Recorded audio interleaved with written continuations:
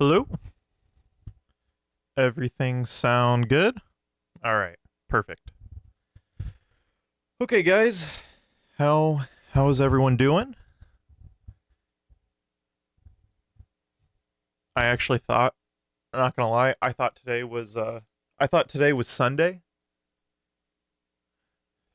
My days are all fucked up right now. I seriously thought today was Sunday, but I'm it's Saturday. Oh, okay. Science and philosophy. Yo, how's it going, friend? Mugger fugger? Yes. So you agree. This is,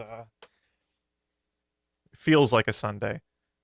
I literally woke up today and just probably like 30 minutes ago when I realized like, I'm probably gonna stream. I'm gonna do an impromptu stream.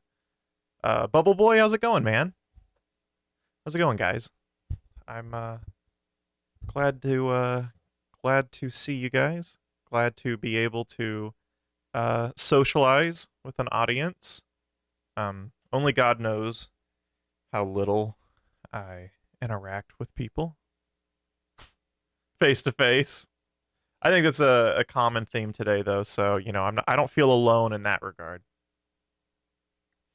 It's funny. It's really bizarre. Speaking on loneliness, I actually never you know I feel like I interact with people the least nowadays, and I think it's partly to do with COVID. Uh, I moved away from my hometown. My other friends moved away from our hometown as well. So I don't get to see my friends too often, but I don't ever feel alone ever. But I don't know. Interesting, very weird. I think some of the times that you're the most social is ironically you feel the most empty and alone. That's why people get fucked up and go party every weekend though. All right. I'm going to play some music. Let's see. Might have to mix it down a little bit. Might be a little too loud.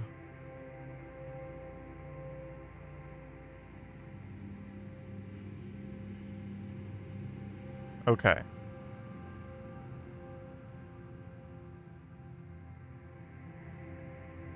Feeling alone is cringe. Absolutely. It is. It is. I feel like, in a lot of ways, though, that's kind of a silent epidemic, right? I think a lot of psychologists are kind of concerned about that um, from a sort of medical standpoint. I think that's a very common thing, especially among elderly people. Muggerfugger, I almost did too. I still have time to cram Kant. Oh yeah. So all right, that's good. I'm happy to see more and more people being a part of the reading group. That's what I got right here, actually. Critique of Pure Reason. I've done with the first preface, and I'm kind of just going through it, and then of course I have the second. I have a feeling the preface is going to be it's going to be incredibly preliminary. It's not going to be all that important, but if we're going to do a reading group on Kant, I think it's pretty damn important that you at least touch on the preface and the introduction.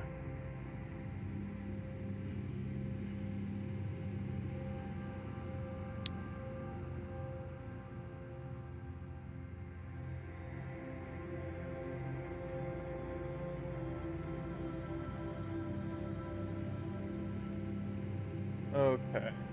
Is that too loud? The music? Seems my mixer has little control.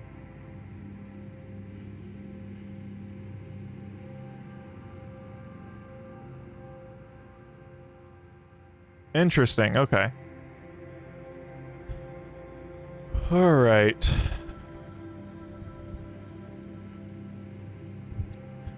So I think, yeah, I'm definitely looking forward to the reading group. I felt like my sort of main idea around doing Kant first was, I guess he is known as the most important Western philosopher. That's debatable, I suppose, but it would make sense to me. What really is weird to me though with Kant that I've always noticed is there's a really there's a really almost like reactionary fetish to like to Kant. I don't know why. A lot of people in academia, or at least people that I met, a lot of quote unquote Kantians, or people who really like they really enjoyed their Kant, were pretty fucking heavy right wingers, and I don't in the slightest see a conservative tinge to look to. I almost said Lacan to Kant, really. I suppose with a sort of critique of pure reason, it doesn't, you know, there isn't anything inherently substantially like political, quote unquote, but I don't understand how even the critique of metaphysics itself can really like lend itself and of reason lend itself to a sort of reactionary worldview. It doesn't make sense to me. So I find like obviously Kant is sort of the beginnings of critical theory in some regards, but I'm really confused as to why that's the case in academia. Maybe you guys have answers. I've always kind of wondered. It seems like people who sort of revere Kant in a more contemporary context, right? So like they identify as Kantians, are very explicitly sort of reactionary thinkers. Just from my experience, it's really fucking bizarre. Obviously, I don't think the goal is to identify with the thinker, you know? I like, you know, maybe we can bring in Adorno into that. That's identity thinking, but I don't understand that.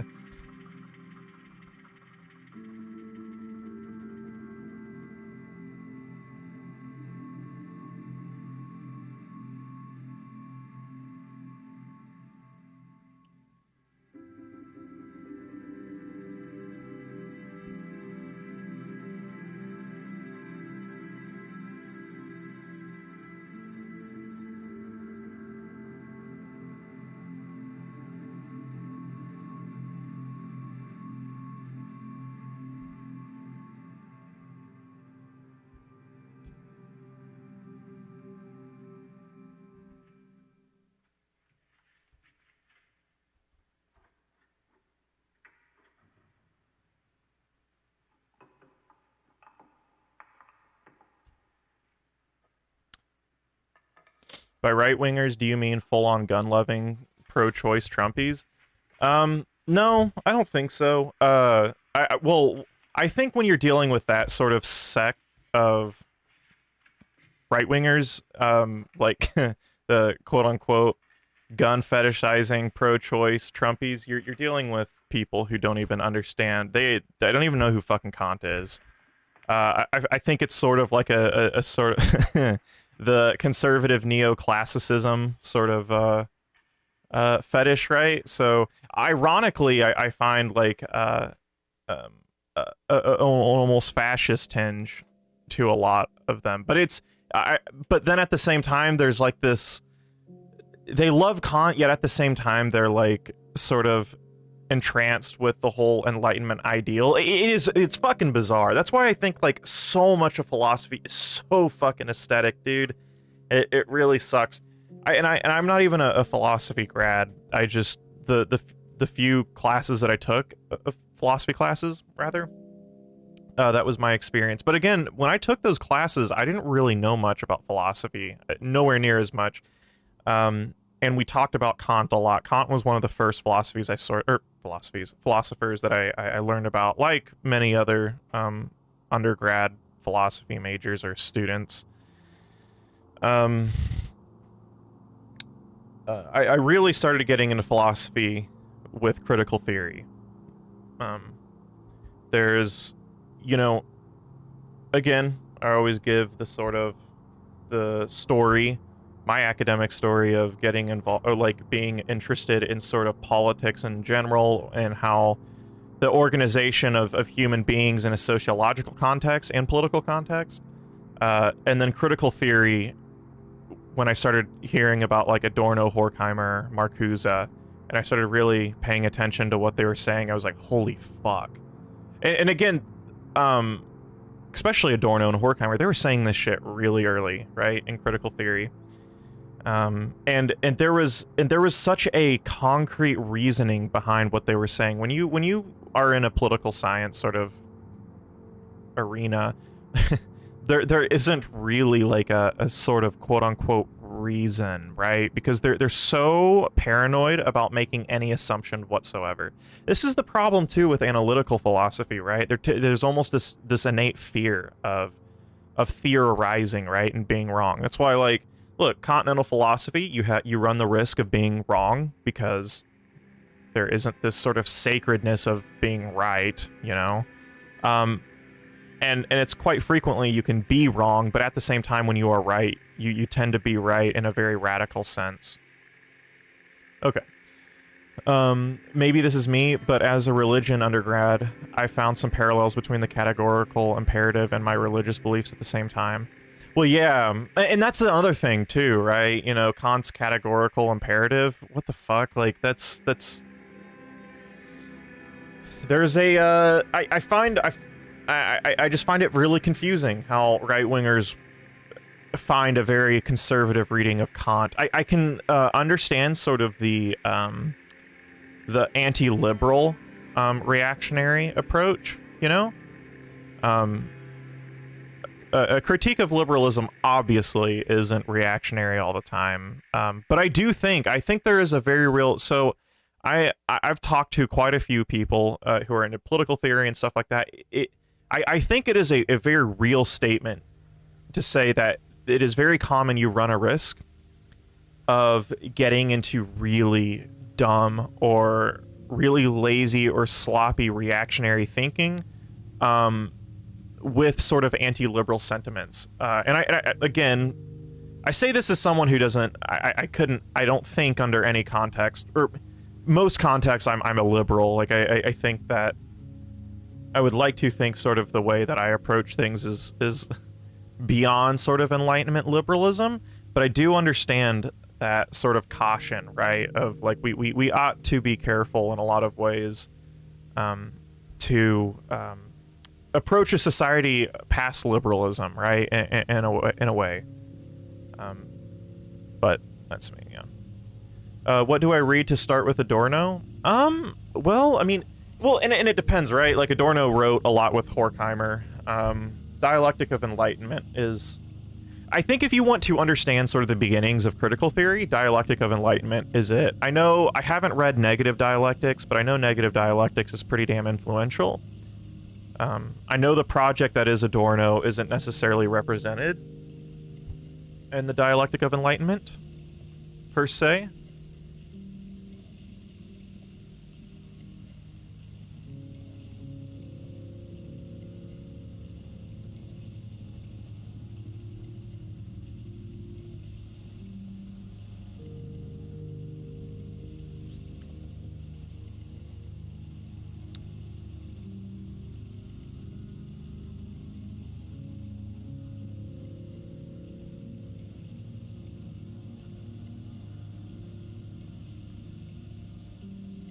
All right.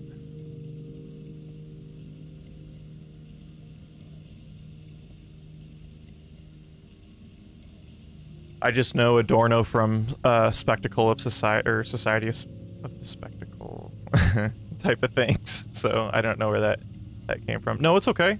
No, no. Yeah, I think Adorno and Horkheimer are sort of the real beginnings of contemporary critical theory, right? In many ways, Kant is really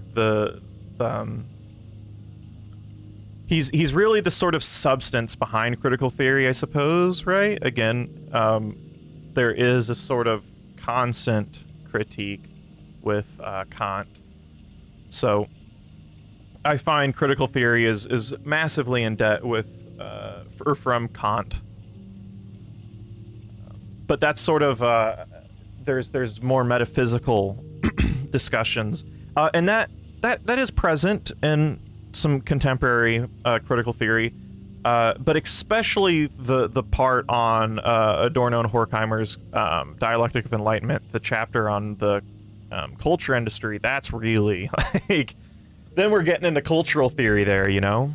And funny enough, we've been talking about the Dialectic of Enlightenment quite a bit lately, and it kind of coincides. I'm rereading the Dialectic of Enlightenment right now.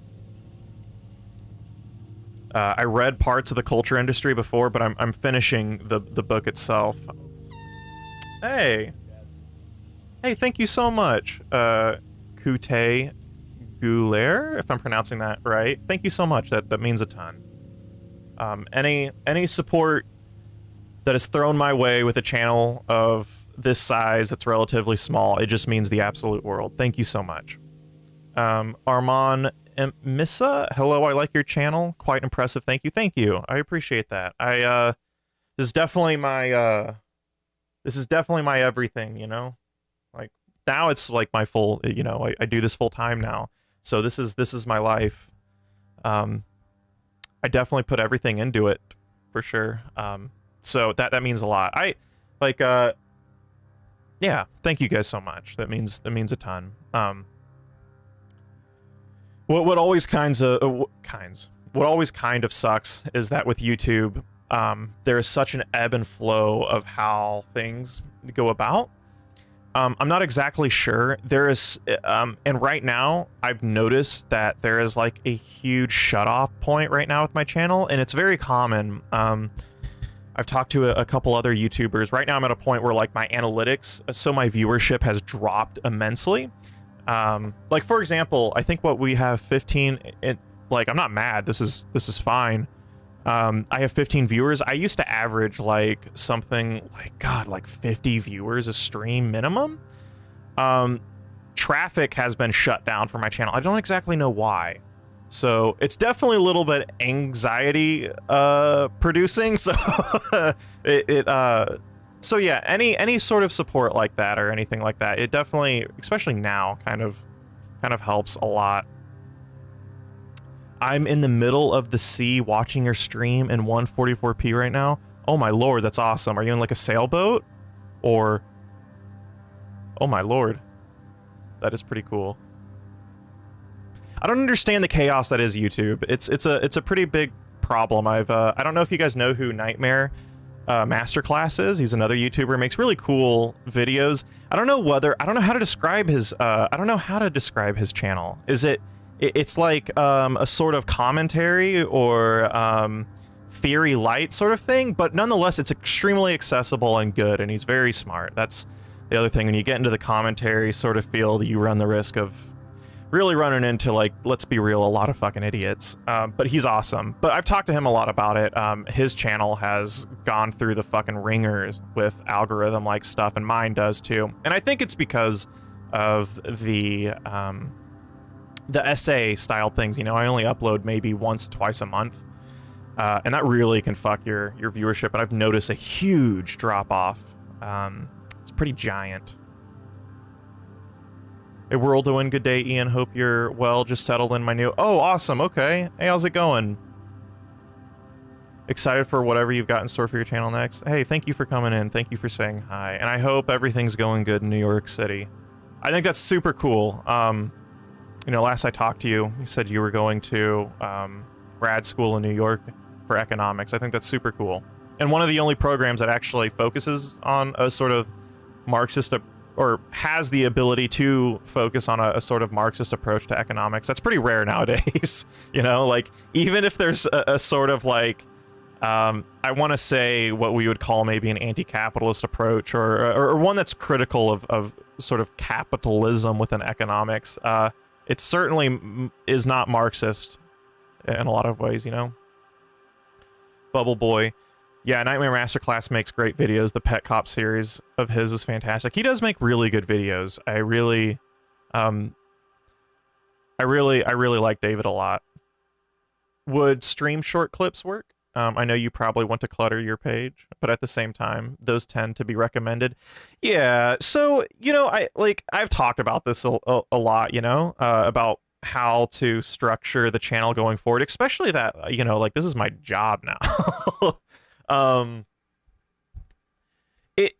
but there's no way there's no way I possibly could do that without deeply sacrificing a lot of the core content of the channel, you know?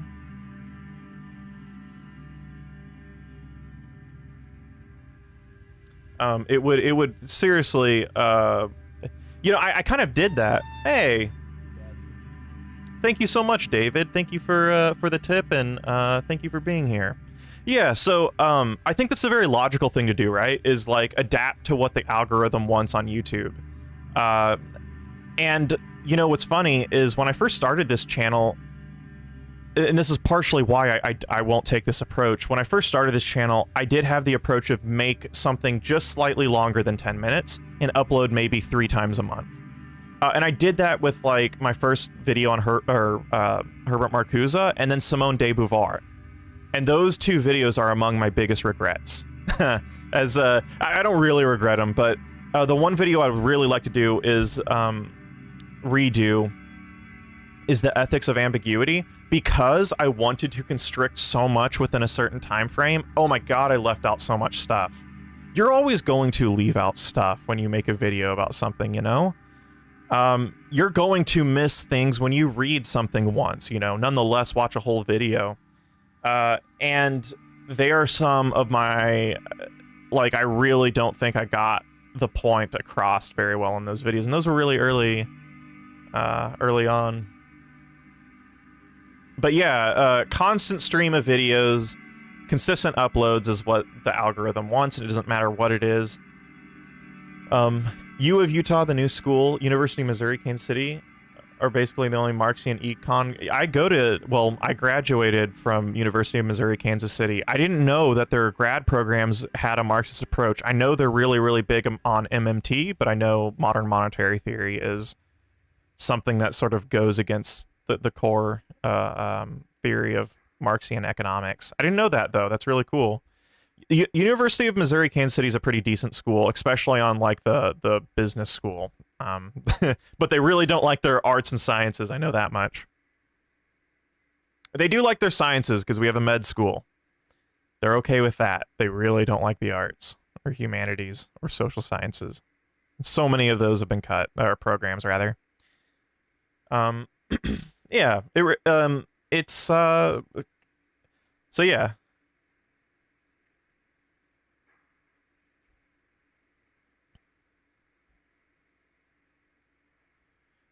Is more institutionalist and post-Keynesian than Marxist, but according to my professor who went there, they've gone downhill in the past few years. Interesting. Okay. Yeah, that's what I figured. They were more of a sort of, they had a more post-Keynesian approach, which post-Keynesianism is really sort of, that's when you start getting into modern monetary theory, yeah. I'm not an econ person. I don't know shit about economics, but I at least know the abstract of econ and its sort of trajectory, you know? Did you watch Plastic Pill's Cyber Socialism video? What do you think? Absolutely, I did. It was wonderful. It was very good. And I knew it was going to be very, very good. I think, 1 second.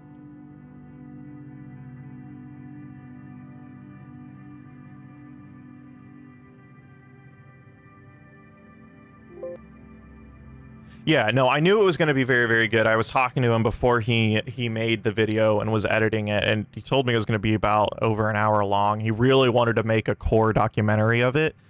And I was very impressed, right? So he talked about sort of the Project Cybersyn, you know. And then what I really like, though, is, you know, describing the sort of history of how Project Cybersyn sort of fell apart with Allende and his administration. But there's a lot to be discussed around Project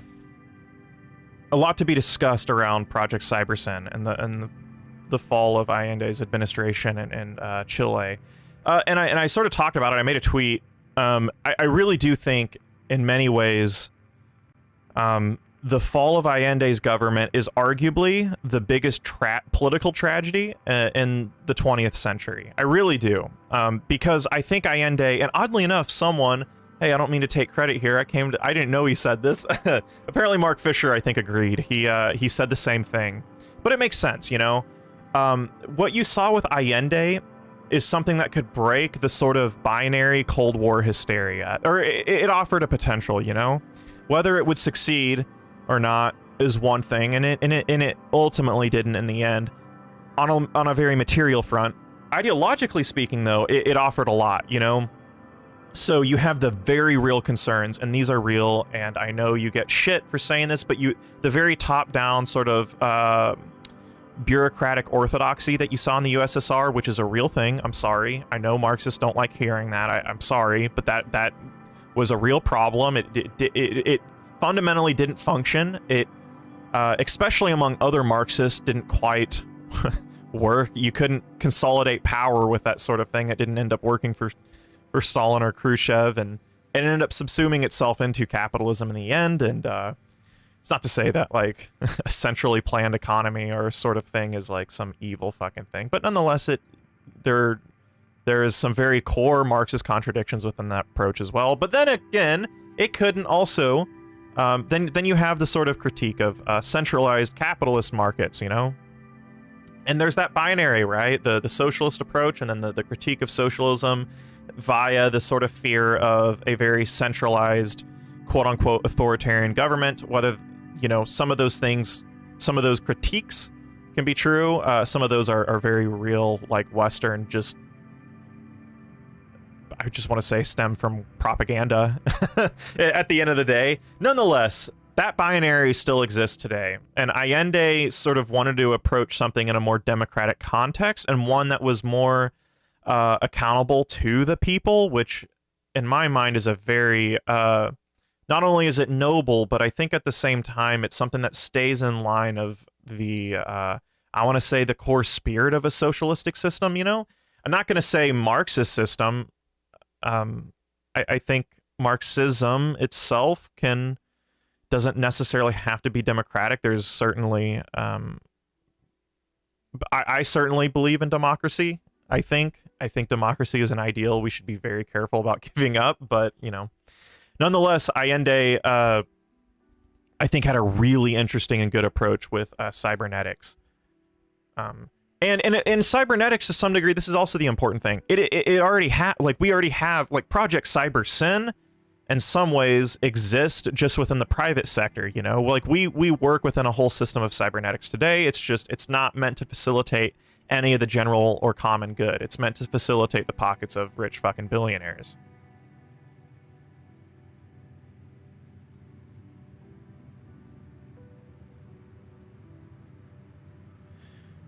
I find the whole conversation, whether this/that project failed or not, a bit tone deaf, especially in the case of Allende, because failure to prevent a U.S. coup is not failing. Defeat, yes. I mean, yeah, we might be, that might be a difference of definitions on failed and defeat, but yeah, sure, I'm cool with either one. Defeat, failed, whatever it may be. Sure, I agree. In any case, there are both internal and external causes. Yeah, definitely. Yeah, the language failing is pretty powerful for narrative shaping. Well, yeah, I mean, that is the sort of that is sort of the problem, though, right? That's also, again, sort of the ethos of capitalist realism, right? Is that there is no hope for any other system outside of market economics, you know? And that comes from a point of failure. Again, we are pretty. I think that's the other thing. We are intrinsic liberals, and we look at everything within a sort of combative, warlike scenario, right? Victory, defeat, possess, non-possessive. I think stuff like that is ingrained sort of in our psyche, and we can't approach. A lot of people can't, or rather, people can't approach a sort of future system without that sort of thing, you know, that sort of baggage there.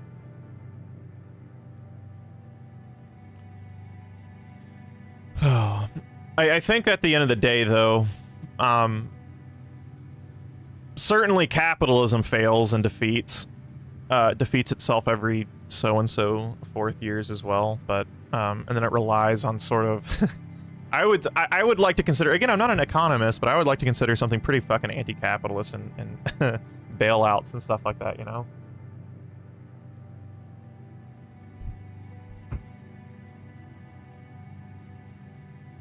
Siege socialism, as Parenti might put it, is always going to be part of the equation, because you can't just set up a socialist society and expect the imperialists just to be okay with it.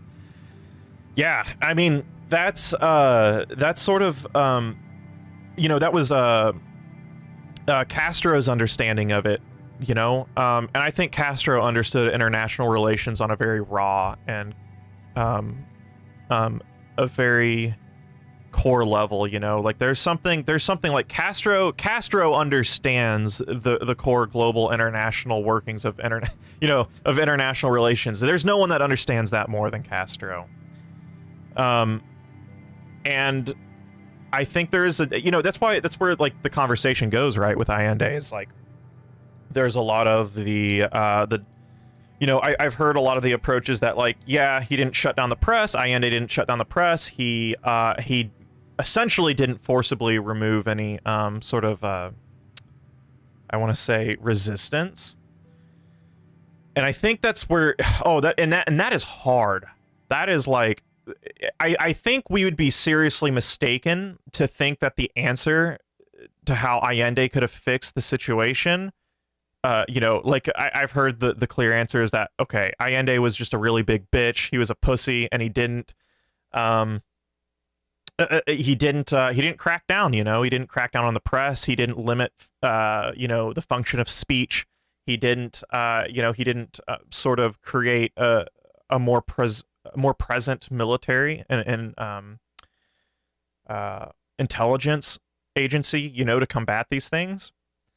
I think that's a little bit too simplistic. I think because then at the end of the day, then you're starting to really get, you're starting to approach again at that point a self-inflicted end of the project of a sort of democratic cybernetics. But at the same time, it's very difficult to ignore a lot of, you know, the very core material reality of that being that he didn't have a grasp on the sort of inner workings within Chile at that point. Again, the CIA corporations ran amok and controlled and ultimately overthrew his administration. It's a fucking such a hard situation.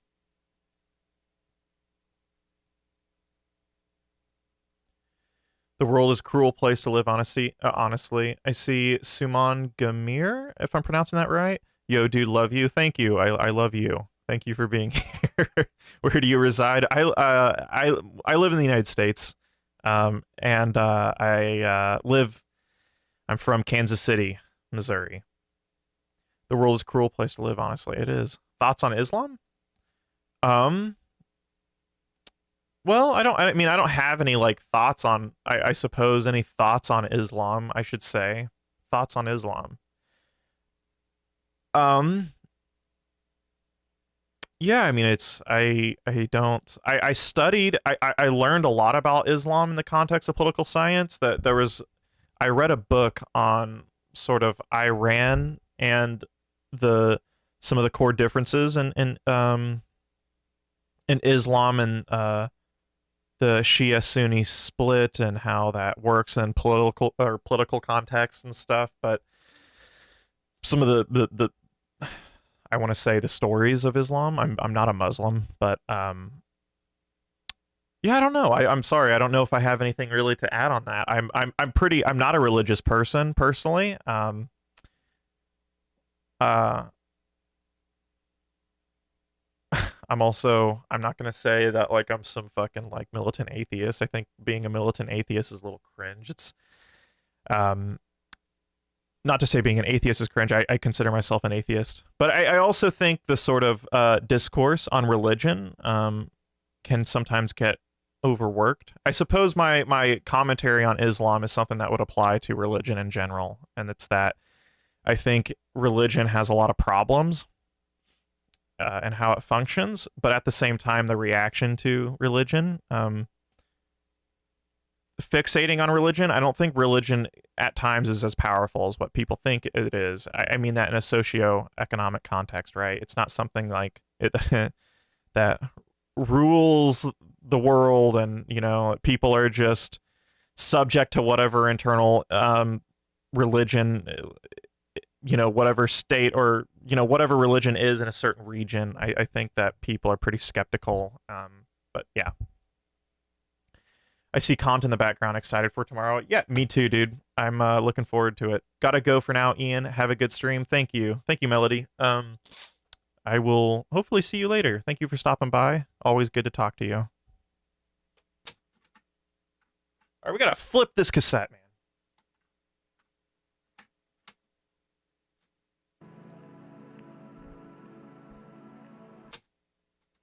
Sorry, I gotta rewind this.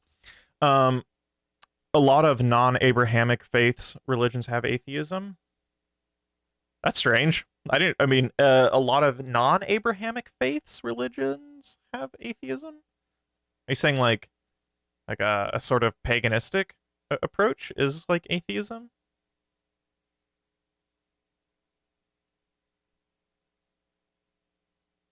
Yeah, my idea is that I find like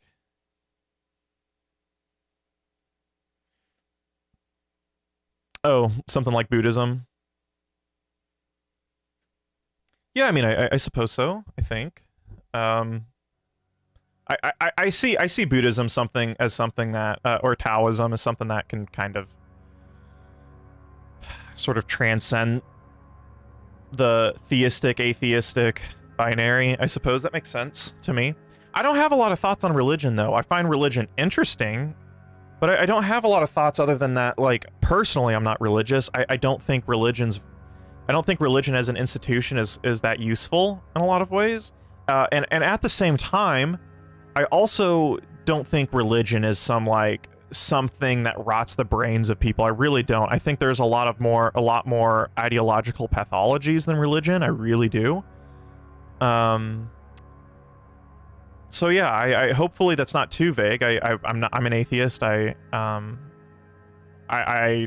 think religion typically has more downsides than it does good, but I also don't think it's the worst thing in the world. Thoughts on the Lacanian real? That's something I've been okay, so that's something I've been working on lately. So our newest video is on Zizek and Lacan, and Zizek's application of Lacan. And of course, that involves the real, it involves the symbolic order and imaginary. I've been thinking about this a lot. How do you reconcile sort of negation, a negative, with the approach of a sort of core monism and metaphysics speaking, like say, for example, Deleuze and Spinoza's approach? The real as something like the one real ontology, our reality, our metaphysics, our sort of core innate being as something that is just a negative, that it doesn't exist. I don't know. I'm not sure. I don't know. I think what might make sense is something that like the real nothing that I think Derrida, I'm not well read on Derrida. I think this is sort of Derrida's approach, is that we can partition sort of negation into language. And I think that makes, if that's his point, I think that makes sense too. Maybe something like the real is just deeply phenomenological, I know there's, I find accepting, metaphysically speaking, negation or a negative, a lack, I find that pretty detrimental. Like, that sucks. That fucking sucks.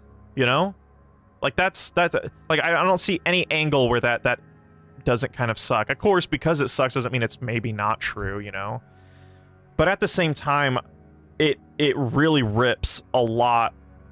It's certainly traumatic to think about something like the real being the case, you know? I think it's interesting. Lacan's very interesting. I'm very interested in Lacan, but I don't know how I don't know how I approach the sort of the point of metaphysics with him. Even someone like Hegel, because it of course all goes back to Hegel. Lacan is a Hegelian in many ways. Same with Zizek, you know, like Zizek's less than nothing is his sort of core approach, you know? And it's from the sort of nothingness that we become ourselves. But in fantasy.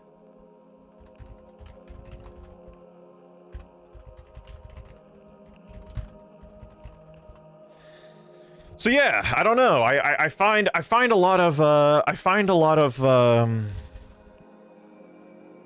find that Spinoza makes a lot of sense. Right? That there is no negative, or even Deleuze, maybe. I think Nietzsche also has this sort of metaphysical approach. Everything exists within one singular core, but that's a positivistic core. But then again, too, I suppose spending too much time on metaphysics is bad. Like, I don't think it's worthwhile, you know? I find phenomenology really, really, granted, phenomenology, of course, deals with metaphysics. It has to. But I find phenomenology being really interesting there. Like, what does metaphysics fucking matter, right? Within the context of human senses and language and, like, whatever. I totally understand the idea of ditching, you know, like, just, not ditching, but, like, really, let's not spend too much time on metaphysics, you know? And that's why I'm also interested in cultural theory and stuff like that. I'm sure Zizek is a Hegelian Lacanian. How is Lacan Hegelian? Lacan, psychoanalysis in general has a very dialectical tone to it. The split subject, conscious, unconscious. I find Lacan, and Zizek says this a lot, Lacan from the very beginning is a very Hegelian project. Yeah. I think it would be, I think psychoanalysis, this is also the other thing, I think psychoanalysis at the end of the day too is something that, it is something very deeply dialectical, which is really funny because there's a very, I mean, Marxists fucking hate everyone, let's be real, like so many Marxists is just like, it's just they're, I don't even know what constructive possible future of ideology could ever take place I don't know. Nonetheless, there's a pretty anti-psychoanalytic tinge within Marxism, but if you are a Marxist who takes dialectics seriously, psychoanalysis is a very dialectical thing, I find. And it's also very materialistic. It's a very material phenomenon. Lacan was also a very deep materialist, I find, as well.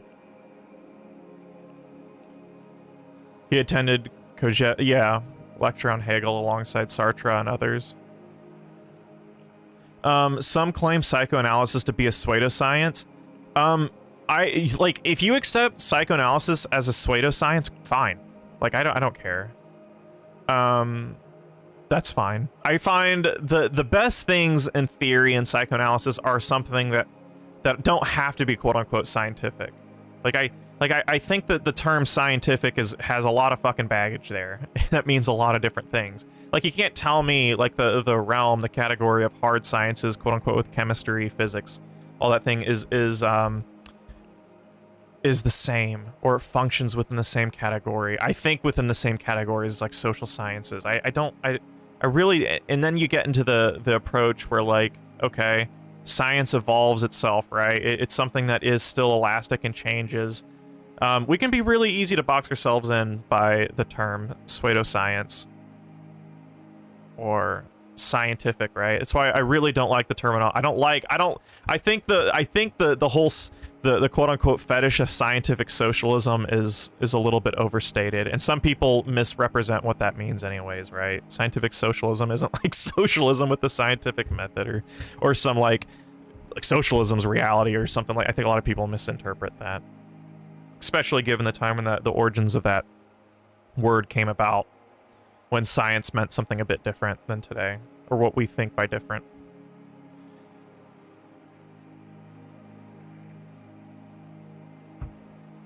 But Zizek and his friends, Delar claimed that Lacan was the most Hegelian when Lacan was not making any explicit references to Hegel.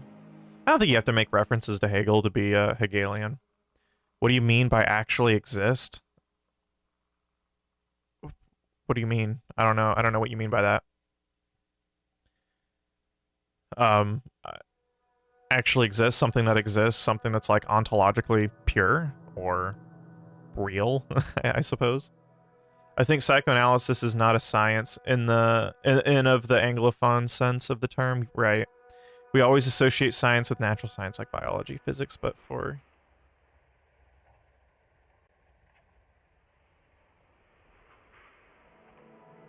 Yeah.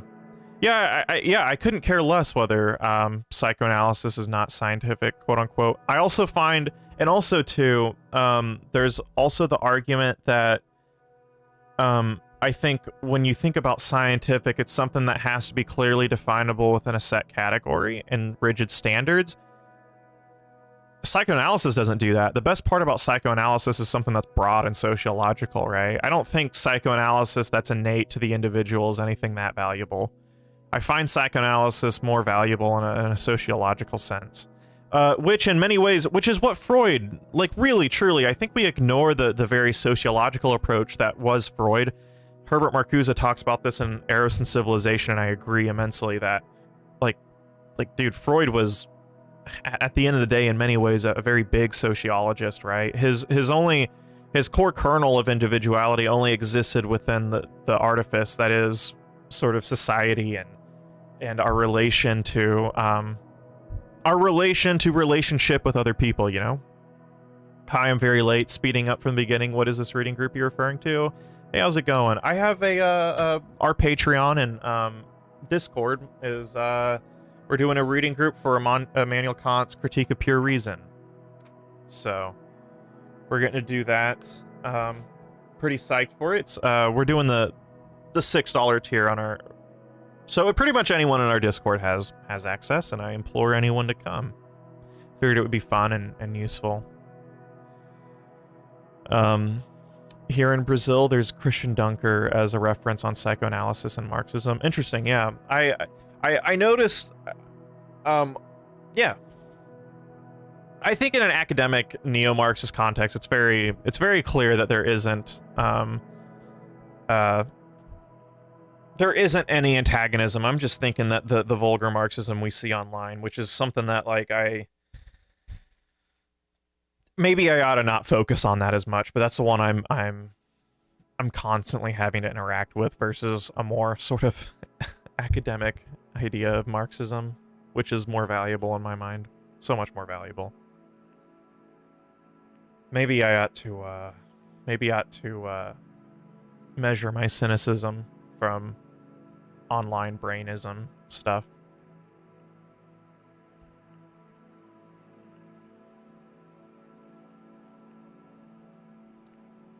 What did you infer from it anyways, Ben? I love science and its contributions, of course, but we have fetishized it too much, or it's so much, yeah. Well, and again, the fetish of science is something pretty, it's not scientific, you know?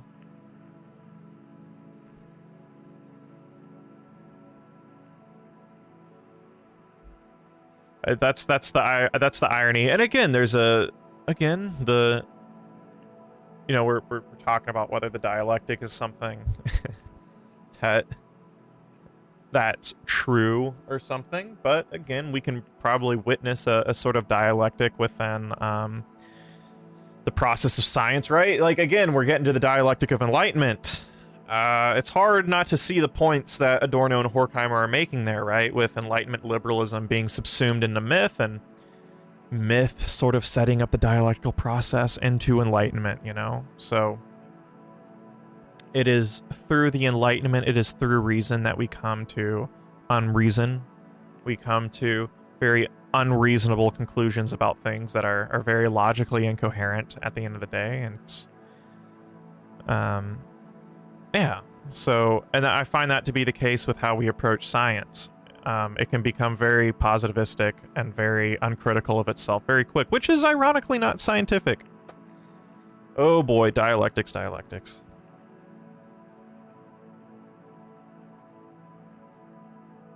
Fun stuff, man. I'm tempted to say, listen, if you want my real opinion on the dialectic, I'm tempted to say it's a very phenomenological thing, and we can use dialectics epistemologically to look at things, and maybe phenomenologically, we can look at it as something as like a logical process or epistemic process, something that can be sensed by our senses, but whether it's like metaphysically pure or true, I don't know. I don't think so. Yeah, that's kind of hard to prove. That's why like metaphysics in general is just really fucking hard.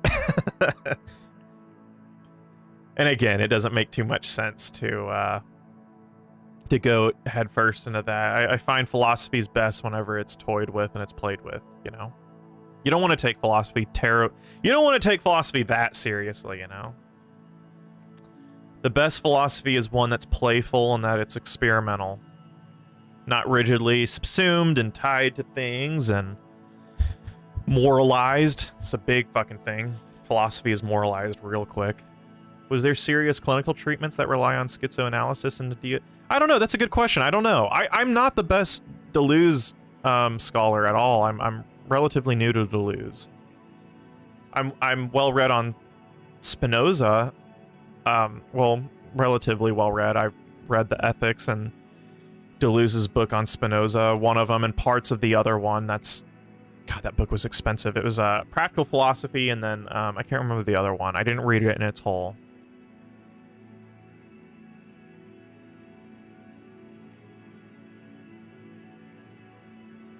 It makes sense that people like Kant, you know, speaking of Kant, it makes sense someone like Kant, you know, created the category of the thing in and of itself, you know?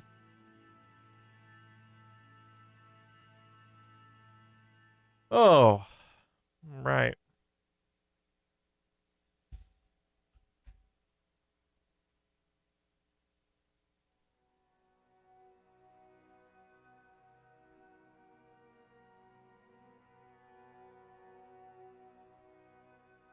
You know what I want to do again, guys? You know what we should do? I'm going to ask you this. Let's do this sometime. Let's do this sometime. Let's do this on a day of work, you know, that I'm working, and I can, you know, I can have a quote unquote day off of work with different types of work.